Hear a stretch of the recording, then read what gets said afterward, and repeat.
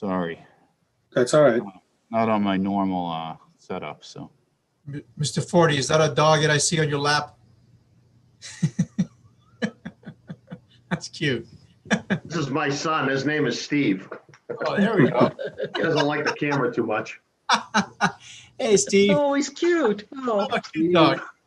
Mine's in the background. Yeah, a little too much of a ham, actually. A little He always camera wants to shy, steal I the think. spotlight. Okay, you guys are streaming live out to the city's YouTube channel right Worldwide, the World Wide Web. now. Web. All right. Okay, I'm City Councilor Tom Stanley. Call this meeting to order. If the clerk could call the roll, please. Sure. Counselor Paz, Present. Counselor Vidal, Present. Member Daria Gear, Member James Lacrosse, present. Member Robert Waters, Present. Member Diana Young, Present. Chairman Stanley. Present. We have a quorum, Mr. Chairman. Okay, do we have minutes to approve of for the last meeting? October 26 minutes. Move to Okay. approve. Councilor Paz moves approval. All those in favor signify by saying aye. Aye. Aye. Right, opposed, the ayes have it. Okay. Now, did I promise any of our guests to that they could go first? I don't remember. No? All right. Who's on the first, who's on the agenda first, Mr. Magno? Jennifer Van Camper. All right. Jennifer, welcome to the Ad hoc Housing Committee. Thank you very much for taking time to be here. As you know, we've talked on the phone. The committee is trying to gather, there's a lot of information about housing and resources and services and so forth. And we've done our best to try to gather all that information to kind of put it in one place and also talk about, all the positives that have been done in the city of Waltham, whether it's been from the city of Waltham or community development corporations such as Metro West or Watch. And we've been going through that process. We've had a number of great guests come in. Tonight is no exception to that. And we've been learning a lot about what type of assistance is available. And we're taking notes to see, what we can do as a committee and as a city rather to move forward to facilitate more affordable housing. So before I go any further, if the clerk can call Daria. Member She's here. Daria Gear. Here. Thank you. Okay, great.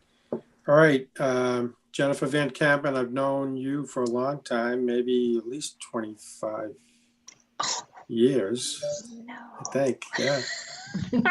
Yeah, we both had darker hair then. Anyway, you have a long history of being a community advocate in Waltham. We appreciate that. And also with regards to housing in Massachusetts. So we appreciate, a lot of the knowledge that you have. And if you don't mind, if you could talk a little bit about maybe just any other part of your background you want to mention. And what type of work you're working on now. I know everyone's familiar with it. It's the Armory. Talk a bit about that and any other ideas you might have that we could look at. And I'm sure we'll go from there with questions. So Jennifer Van Campen, you can take it away. Great. Thank you very much, Tom. So I have a PowerPoint. I don't know if that's something we can accommodate. I should have asked that sooner than right now. We share screen. Rovazad, you there? She could do it. We've done it before. I think Yeah, you should I be just able to think- share it. Sorry, host, I got to do something on the security. Oh, side. okay. Oh. Green chair, you should be all set. Oh, great. Thank you. All right. So let me. All right. Excellent. So I'm going to, yeah, I'll just run through this, and we'll, if there's a burning question, feel free to shout it out, or we can just wait until we get to the end. It's not very long, I promise. So I'm the executive director of a nonprofit community development corporation called Metro West Collaborative Development, and I have been here for almost 14 years. So how affordable housing happens, as you, I'm sure, have been discovering through this process that you're on. Zoning is, of course, a big one, and perhaps the biggest one through which affordable housing happens. That could be by right or through an inclusionary zoning process. That inclusionary zoning is usually tied to a special permit. Or, of course, Chapter 40B, which I am not going to talk at all about, but can if that's of interest. Municipal land or building disposition is one way that some cities and towns are able to make affordable housing happen. And then there's what we do. We're a nonprofit developer. So I'm really just going to talk about this final category of activity. So at Metro West Collaborative, in 10 years, between 2010 and 2020, we have permitted 161 units of affordable housing. They are not all built yet, but they are all permitted, and they are all in various stages of completion. We serve primarily households at the lower end of the spectrum, the 30 and 60% of area median income. But we do have one project that goes up as high as 100% of area median income. And our affordable housing is in perpetuity, which actually these days, most affordable housing is now in perpetuity. But over the last 50 years, that has not always been the case. So there are out there in the world affordable housing developments that have what are called expiring uses. And I think actually there is a big one in Waltham, the mill, one of the mill buildings. I'm not sure the status of it, but it is an expiring use. So someday that could be a challenge for the city. Whoops, there we go. We work with local partners. Right now we're active in Hudson, Natick, as Tom said, here in Waltham, Watertown. We also provide consulting services to a lot of different municipal governments and private developers. These are some of the towns that we're working in right now. And our catchment area is really about 21 towns in the Metro West area. So when we look at a project, the first thing we need is an idea. It seems like an obvious place to start, but it's not always where you can start, right? So as a municipal government, you might have access to money, you might have access to zoning, but you might not actually have access to that idea, that site control, that piece of land where it all begins. So once you've got the idea, then you need to figure out if it's really feasible. And from our perspective, there's three things. Is there a permitting path? Can we actually build what we want to build? Is there money? Is there local money and or state money and or federal money to make the project happen? And then is there political will? If the answer is yes to all of three of those, then we can enter into a site control arrangement. Then we undertake all of the designing and permitting and fundraising and financing that has to happen. And honestly, that can take anywhere from 1 to 3 years. Then we start construction, which can take another year. And then, of course, we celebrate and start again. As I said, we work with partners. So the property owner is the first partner because Again, without that site, without the idea, we got nothing. So it all starts there. Then, of course, the neighbors and other community stakeholders and municipal leaders are very much the next ring of partners. Local and state funders. All of our projects include a private loan from a local bank, so that's always a component of our projects. Then, of course, there's the team of professionals that actually build the building. And then we own our buildings. We own and operate our buildings in perpetuity, so our tenants and the neighborhood we're in become the partners that we have a long-term partnership with. This is 1060 Belmont Street in Watertown. it was an occupied rehab, meaning there were people living there when we bought it. And we raised about $5.5 million from local, state, federal, and private resources to renovate this building and create 3 brand new accessible, handicapped accessible units. This is St. Joseph Hall, also in Watertown, another occupied rehab. It also included some commercial space. There was a preschool in the building.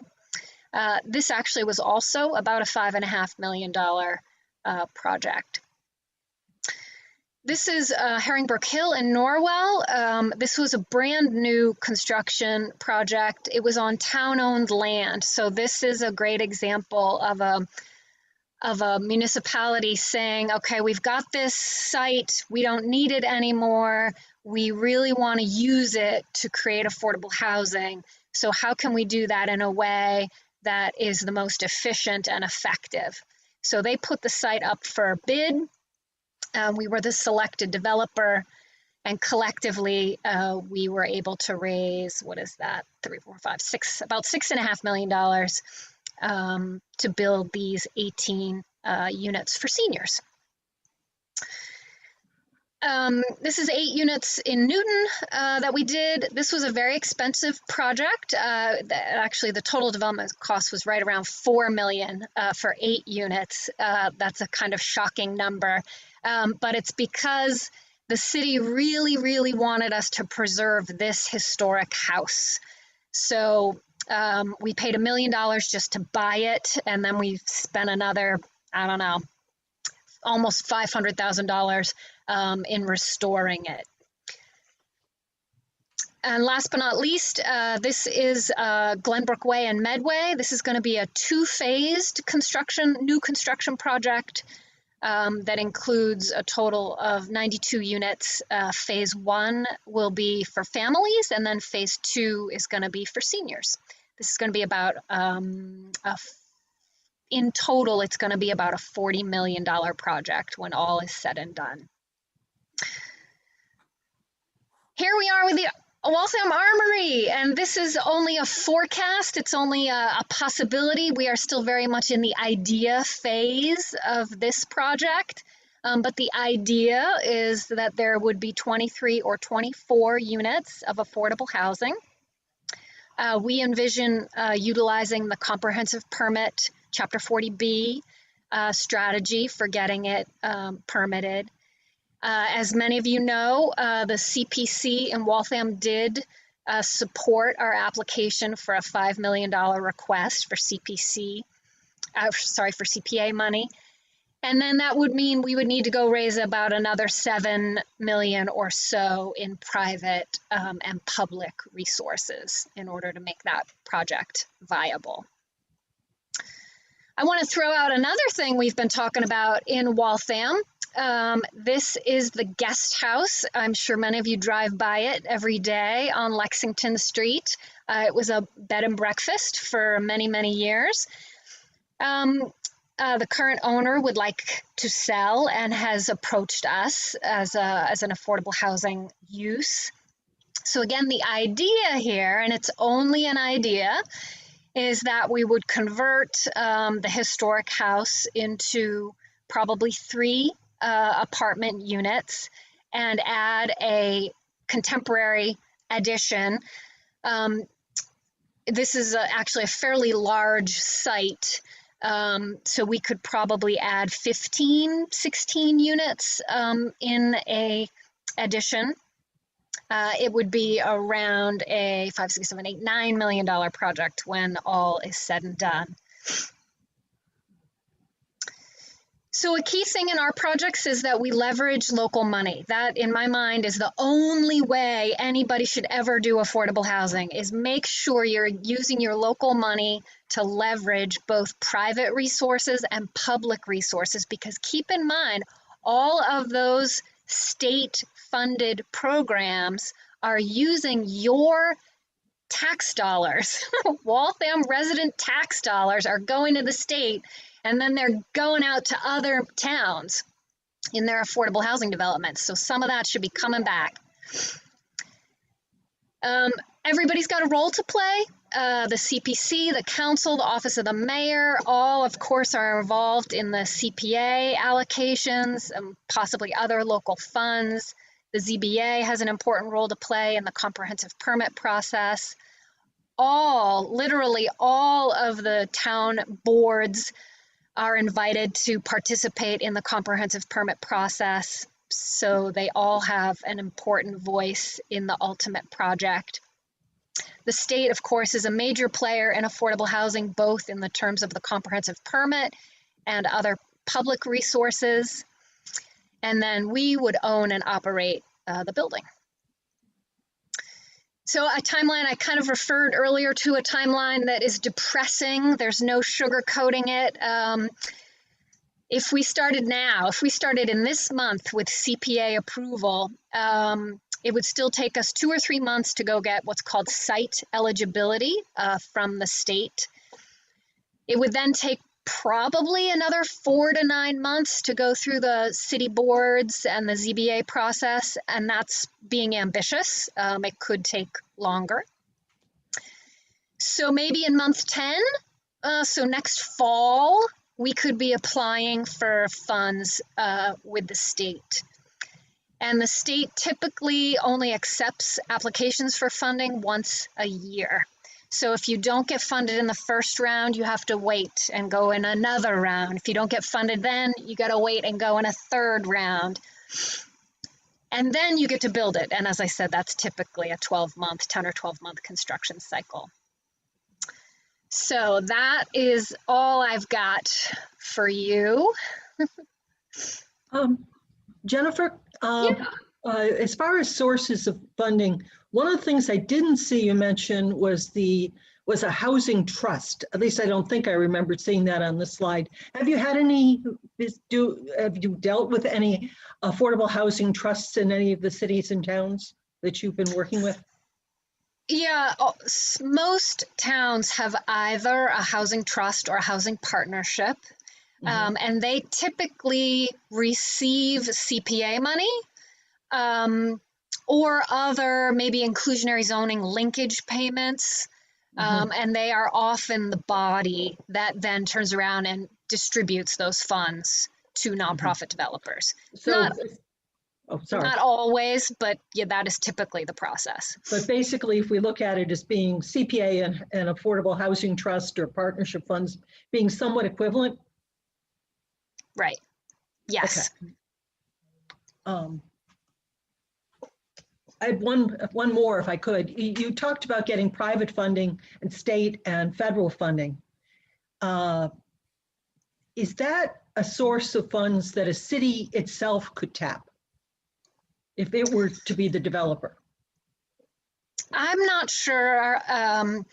Usually the state funding agencies require that the recipient of the funds be what's called a single purpose LLC. Because they really, they want to know this money is secure and protected from any other possible attachments, liens, or debts. So theoretically, I think a municipal government could probably set up a single purpose LLC. But yeah, I don't know, to be honest. I think I once asked that question, if you could set up the city as a partner in a municipal, in an LLC or an LLP. And I'm pretty sure the answer was no. Right, yeah. Okay, before I forget, Jennifer, if you can forward that presentation at some point Sure. to Tom Magno, the clerk, he'll get it to all of us, that would be great. One quick question. You mentioned you anticipate using 40B for the Armory. Do you think is Waltham over the 10% threshold there, or do you think we're going to be by the time you're ready, or is that? Bob's shaking his head. No. No. Either way, because there's actually 3 ways to get a Chapter 40B comprehensive permit. One is the sort of way that you all probably know well, which is the gun to your head strategy. That's for municipalities that have not yet met their 10%. The developer can basically say, I'm going to do this and you can't stop me. The second way is something called a friendly 40B, which is where the developer and the municipal government together jointly file the application. And then, so presumably the 2 parties, have a design and a budget that they both like and support. The third way is what's called,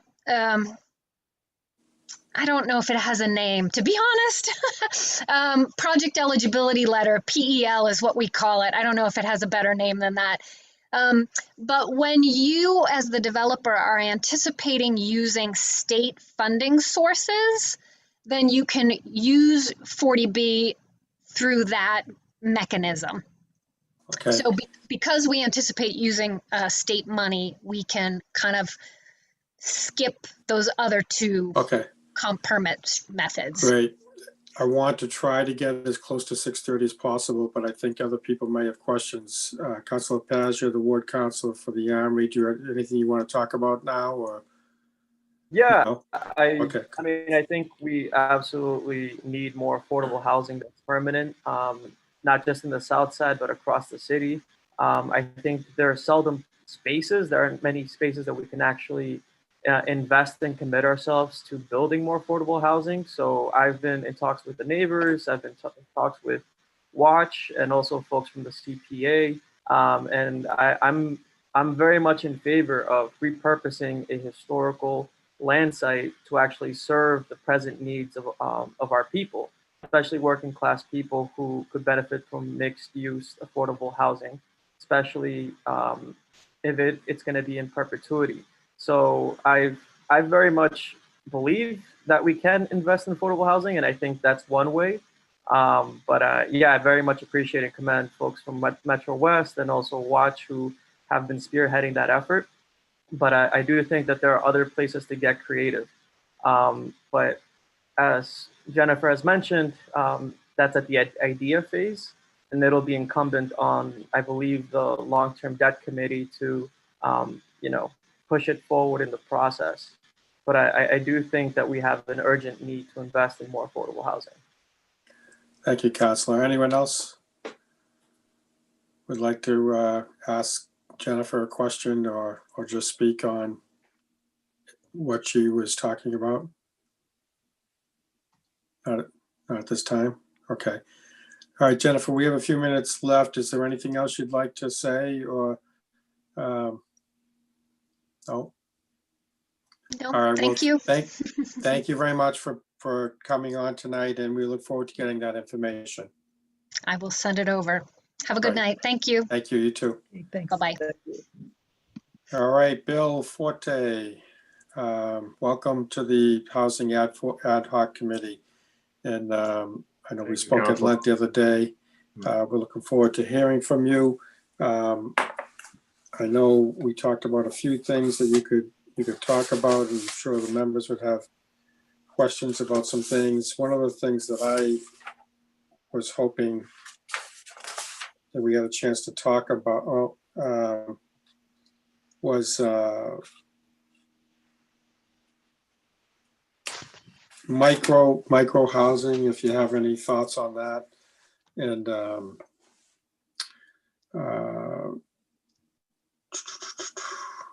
building permits, if you could talk to us about how much money has come in building permits on average, say for the last 10 years. Mhm. And I know you have a whole bunch of other things to say, so I'm just going to leave it to you now.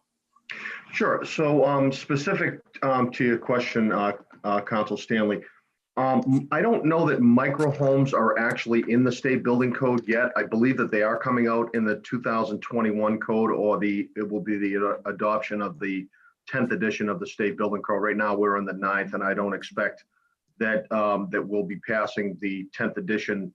Probably, I don't know if it's going to make the next session, the legislative session, but I think it's still in committee. And I think that because of the COVID-19 thing, there'll probably be a delay in the adoption of that. There's been delays with other things such as licensing. So it wouldn't shock me if we didn't go right into the 10th edition in 2021, which is what we're scheduled to do. But we would need an additional change in our zoning. I think that the minimum living unit, I think, is, and they only specify it in the accessory dwelling units, and I think that's 450 square feet. We would have to have special zoning for micro housing, and I don't know how we would go about that, but we would definitely, to take a house, and if you're talking about micro housing, you're talking about a tool shed size living. That's at least how I understand it.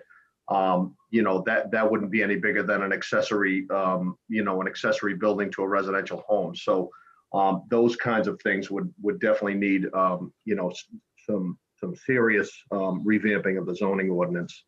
I don't know that they'd be allowed in every single residential zone. Lot size would be a problem. Number of micro units you could have on a particular lot. There'd be a lot of work involved with just that.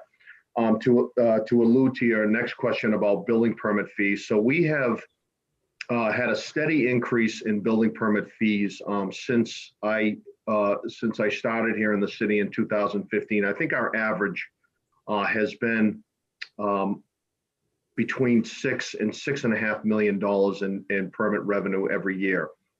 We did have an exceptional year in 2019. There was $10.7 million in permit fees, which is is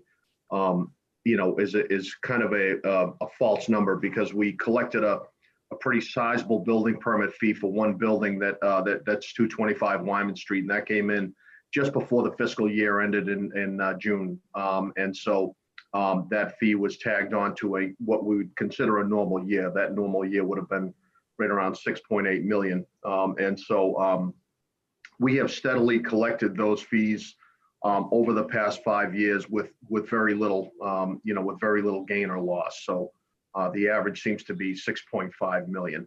So.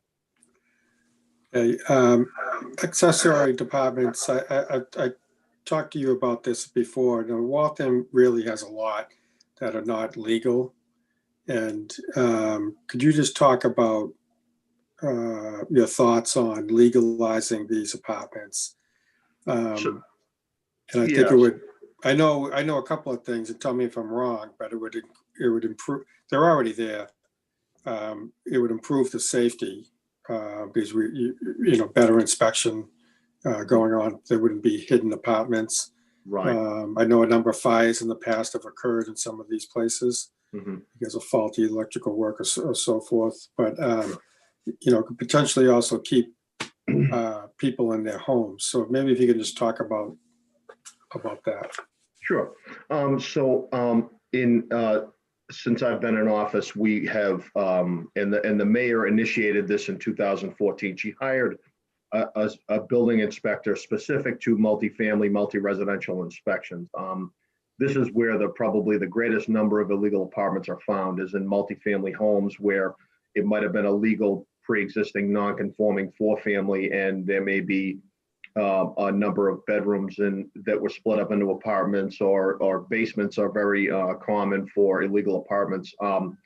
We have inspected, we've sent out over 2,000 notices to multifamily properties around the city since 2015. And we have a pretty good handful of non-responding people. I would say in the area of 500 to 600 people. And I believe that those non-responding people, we've notified them 3 times and they're not responding. And so, one of the solutions could be a blanket enforcement, which would take a great deal of staff time, and it would take a great deal of, probably a lot of energy from the law department to be able to, to litigate and process these, these offending properties. I have put, every year I put together a code enforcement report that the mayor just put on the docket last week, I think. I put this report out every year. And every year I do recommend that there be some kind of amnesty from enforcement, whereas if a person has a true, pre-existing non-conforming condition that they might have bought a property in the certain condition that they've had, that they might be able to come forward, claim those number of units, comply with the state building code, and keep that number of units without any increase, from that point on. So essentially what happens is someone will buy a 5-family, they'll get ready to pass papers, and the fire department will come through and say, no, there's an illegal apartment in the basement that we don't have any record of. And they check our records. And, what'll happen is that person who was buying the property will either have to come into compliance or, sign an affidavit or, remove the illegal apartment. Oftentimes these things are dangerous. And as you said, they don't get reported. And so they do exist. I think there'd be more incentive to have some kind of amnesty, but I don't have any ideas about how that amnesty should be written or how it should be granted. That would be more legislative than anything else. I would just be the enforcement behind it, but I do. Do you have any, your employees are in the buildings throughout the city on a regular basis. Mm-hmm. Do you have any idea as to the interest you think there'd be out there, or how many, affordable housing units could be created by adopting legislation that for, legalizing not so much the existing ones, but, encourage, how would it encourage other people that own property to take advantage of that and to help pay for their bills? Do you sense out there that there's a lot of housing space being unused, or is it all being used and it's just being used illegally to a large degree? I would say that there's profit in breaking the law. I mean, that's just been my experience, is that you take your chances. If you buy a 6-family and you somehow get away with it for all those years, and then all of a sudden it's discovered that you're using it illegally, and you've gained 2 years or 5 years or 20 years of illegal rent on 6 units or 2 units that you're not supposed to have, people are willing to take that chance. And, in my experience, they're willing to ignore putting people in harm's way.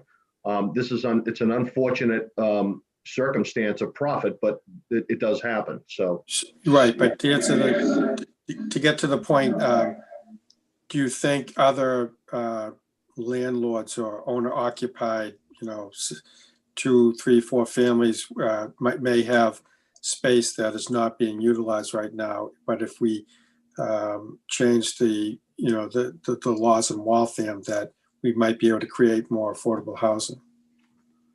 I believe that every ounce of every building is occupied. I think that we are, in my experience, when we go in to inspect a property that's in violation, there are almost never empty apartments created illegally or legally. I would say that there is no vacancy in Waltham. It is full to the rim with people. A lot of times we're limited in our enforcement too, because if a group of people are living together and they say that they're living as a family, then by law we really can't enforce against a single housekeeping unit. It's right there in our zoning ordinance. So I would say that the only incentive that would be created by changing zoning and allowing people to claim non-conforming properties would just lend itself more to life safety than it would to fill up apartments that might be empty, because I don't think. Well, would there be a lot more? Would there also be a lot more renovation and building permit revenue and so forth? Or it would generate a great deal of activity. Yes, there's no question. We get a great deal of activity now from real estate closing. I can tell you that almost any property that's in disrepair, that's up for sale in Waltham, especially down in the south side, where we have these big non-conforming four families, we have several under construction that are being sprinklered. If there's an enforcement and someone somehow gets an overturned decision to keep more than 4 units, that building has to be sprinklered. I mean, we have made a lot of progress, especially in some of the houses that are being torn down and rebuilt. If you have a legal non-conforming 4-family, you're allowed to rebuild in that same use up to the zoning dimension. So, I mean, the incentives are there just by the virtue of the value of the property. The property values are astronomically high. I don't think I need to tell anybody that. And so the incentives are there. If there's $1 to be made on it, and there's a place to put a house, people will do it. So I don't know that there'll be an increase in incentives, with an affordable housing component, but I think it would move the progress of the city forward. But I don't know that creating amnesty is going to trigger off as much compliance as we'd like to think anyways.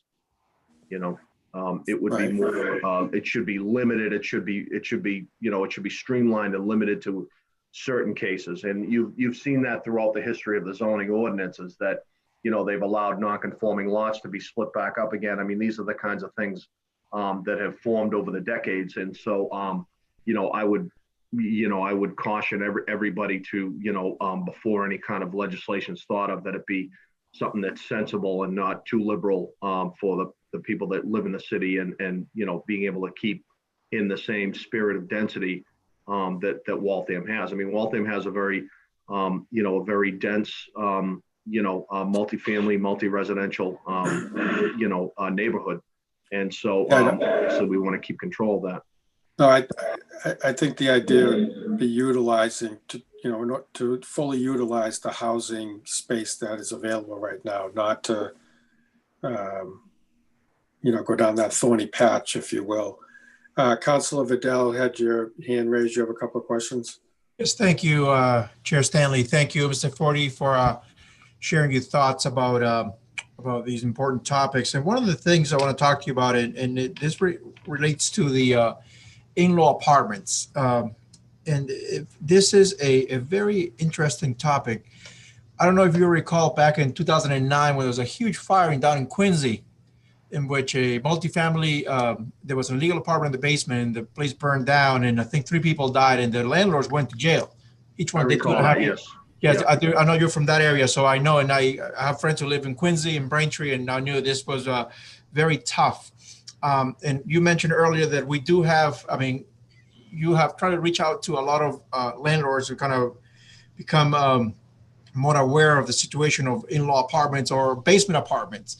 Now, in this sort of scenario, something we do not want to go into when it comes to having that sort of tragic ending to an illegal apartment.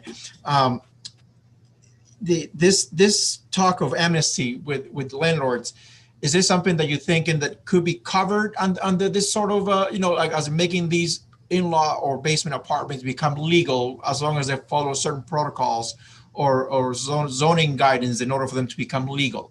Is that the way where you were referring to amnesty, or are you thinking about something else? Yeah, sure. No, I'm exactly referring to that. So these apartments exist whether we discover them or not, or whether people are hiding them, or whether or not they are being used as in violation. Our biggest concern is the state building code. So nothing comes before public safety, and people live in unsafe conditions all the time. They don't realize it. Just a very simple, like you had mentioned, Quincy was I use that as a prime example when someone doesn't understand why they can't have a bedroom in a basement, without the proper egress window and smoke detectors. And I refer to that case, and when I put people on notice, I mention that this is a very serious thing, and if there's something goes wrong, it's tragic for everyone.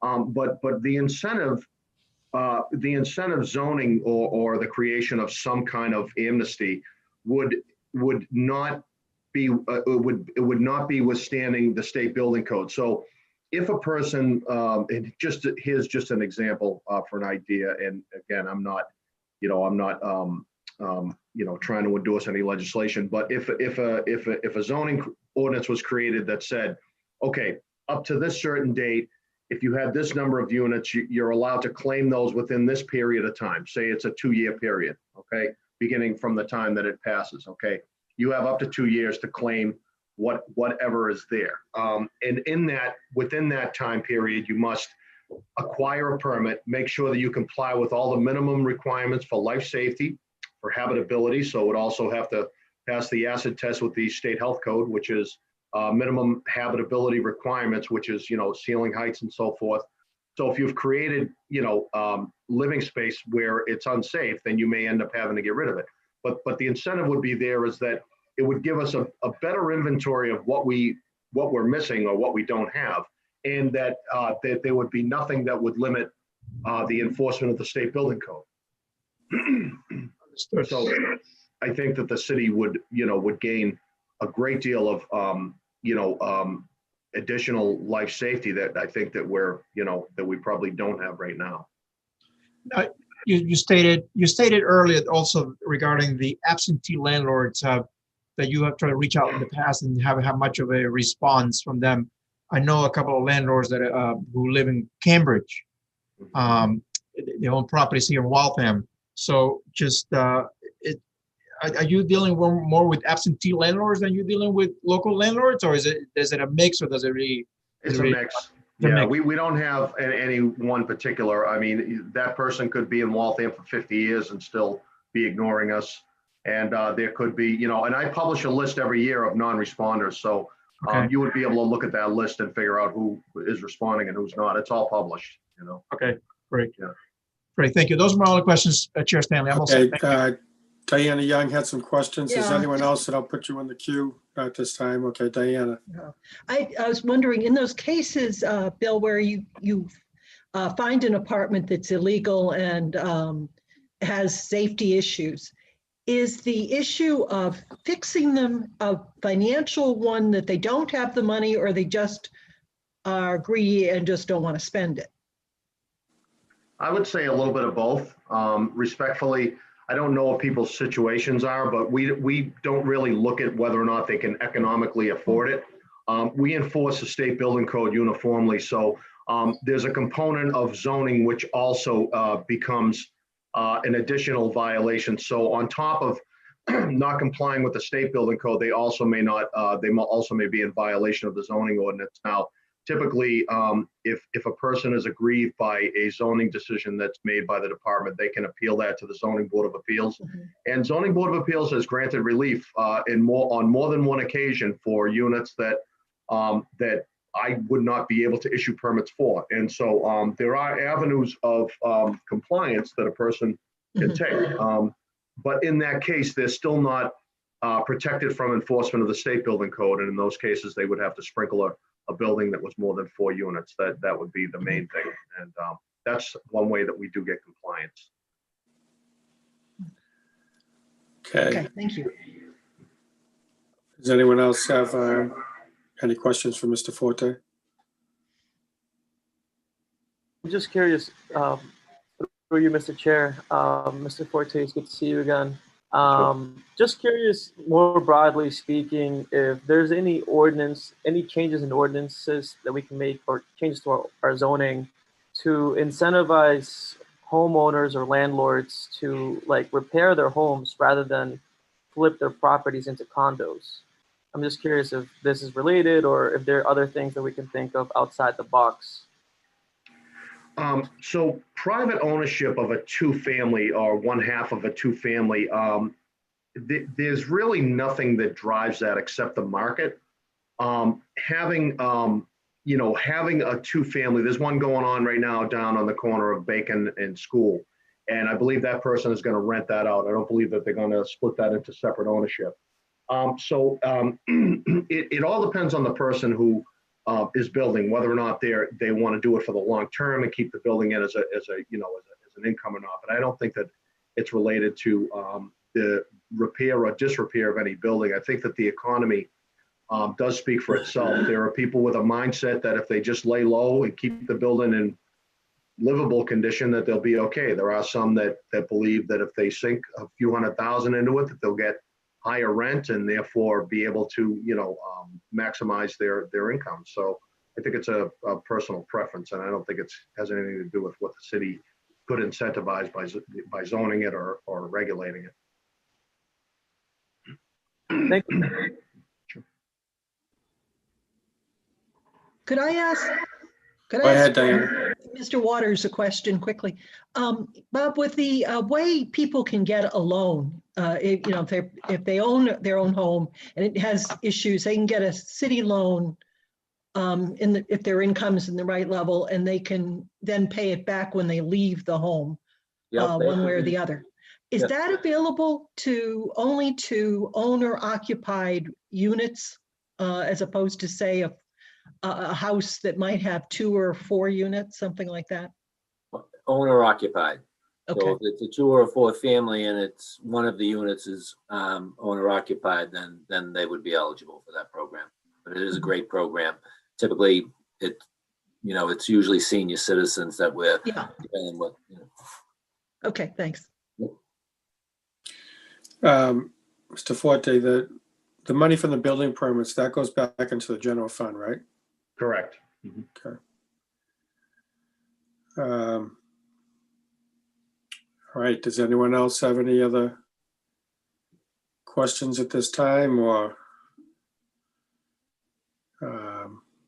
what about the Fernald, Mr. Forte? I know it needs some approvals to move forward, but has there been any more? How familiar are you with the mayor's master plan for the Fernald to create some affordable housing there? This isn't something we talked about ahead of time, so feel free. Yeah, of course.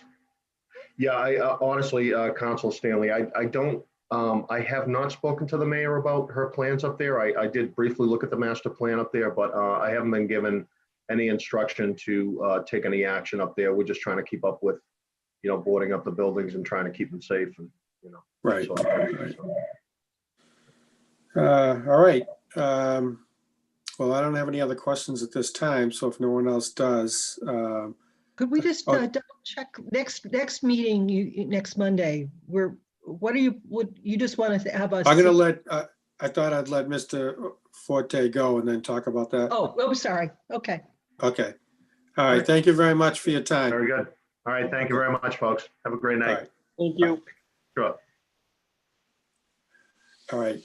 Diana, go ahead. No, it was just the question of what do you expect to do at the next meeting? I think there was something in the memo that the clerk of the committee sent out talking about getting recommendations from us. Will we have an opportunity to kind of discuss them? Because, there may be information that one party has that another, that would help another party's recommendation, et cetera. Right. So as you may or may not know, well, first of all, we have John Garlinger coming in next week. Oh, that's right. So I think what I wrote in an email to the members, asked to be distributed to the members, was that, ad hoc committees are instituted for the calendar year. And so the calendar year is coming to a close. And it was my hope that I think we've done a lot of work. I don't think it's the end of anything. I just think it's the beginning. And we have a lot of information that we can pull together and put into one report. And I believe there's a lot of, some recommendations that we can make for the city moving forward. And so what I asked was if you haven't, already been, I'm sure everyone's been thinking about these things for some time, but what the city could do moving forward. And I thought if you could all send them in to me, I would list them all and distribute them to everyone. And if I can do that before the 21st, great. If people can get their ideas into me, and that would give about another week till I know there's holidays are here too, but these aren't things that we haven't talked about before. But on the 28th, it was my hope that we look and see if we can find consensus on a number of recommendations that we could put forward. And I think we could do it. I think we, in a matter of timing, I think we could pull it off. And if not, we could ask for a little more time to put something together for a report. But I really hope that on the 28th that we could, have a lot of recommendations ahead of time and think about them, have conversations with each other beforehand, as long as you're not breaking any open meeting laws, which is, more than 50% of the committee getting together on Zoom or in person to talk about it. That it's always very helpful to facilitate matters, on the 28th. So that's my hope and my intention. And there are going to be ideas that we either don't get to, or we maybe needed more time to develop consensus. So it's my thoughts is that, to state in the report that just because something is not included as a recommendation does not mean that this ad hoc committee believes that it should not be, a recommendation. What we wanted to do was get the ball rolling again. I know so many people have done a lot of work, people that are here with us today, in your history of your careers, or the mayor, the city itself, the ad hoc committees, CDCs and so forth.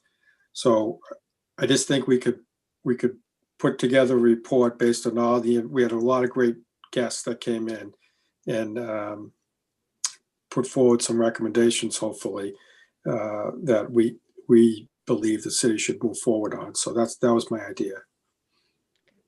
Thank you. And if we can get them ahead of time, we can, I can call someone up if I have questions. You can call someone and say, what exactly do you mean by this, and what have you. And I don't, I envision this as the city ought to do this or pursue X, Y, and Z. Whatever comes out of here there's going to have to be other action taken place, more than likely through the council and the mayor. So, if some zoning change or ordinance change or appropriation commitment or something like that, that's going to have to go through the normal process. But I would hope that, they might have a little bit, more legs to stand on, having gotten a recommendation from the committee. And, we wouldn't be bypassing the city council. Everything would have to go through the council that has to go through the council. And, everything would have the public hearing that requires to have a public hearing and so forth. So that was my thoughts. Okay. Thank you. Everyone agree with that? Yeah. Pretty much. Good. Okay. I think, what time's our next meeting? 7:30 or 7? I thought you said 5:30, didn't you? No. Oh, I'm sorry. I was talking about tonight. But before I do that, yeah, next week, I think, because it's so busy, I'd like to meet at 5:30. If anyone can't make it, if you can forward questions, I can ask them. We're having John Gollinger in, and of course, the Zoom meeting can be watched. Okay. But I just didn't want to, end it without hearing from the Housing Authority Director. Yeah. Sound good? All right. So if you have recommendations, if you can get them into me before the 21st, and I'd hope to get it all out to the committee members as things that we would consider endorsing. All right. Sound good? Okay. Yep. All right. Very good. Thank you very much. And talk to you soon. All right. Thank you. Bye-bye. Thank you. See you all very soon.